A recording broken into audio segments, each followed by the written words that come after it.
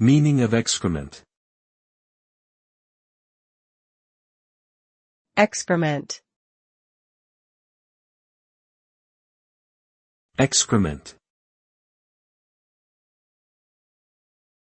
Excrement.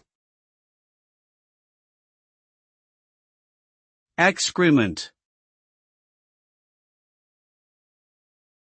Excrement is a collective term for waste matter that is eliminated from the body of an animal or human.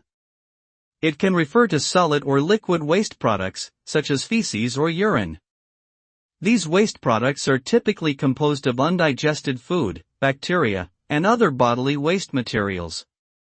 Excrement is removed from the body through the process of defecation or urination and can be unpleasant and unsanitary if not properly disposed of.